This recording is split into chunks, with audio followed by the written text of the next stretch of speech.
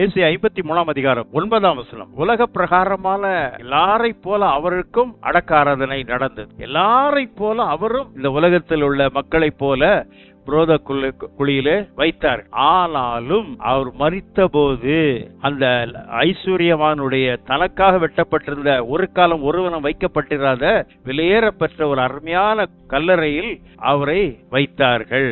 அவருடைய கொடுமை செய்யவில்லை, அவர் வாயில் வஞ்சனை காணப்படவும் இல்லை. என் ஆண்டவராய் இயேசு கிறிஸ்து வாழ்க்கையில அவர் வாயிலிருந்து எந்த தீமையும் வந்தது இல்லை. எந்த விதத்திலும் பாவம் யாரும் என்னை பிடிக்க முடியவில்லை.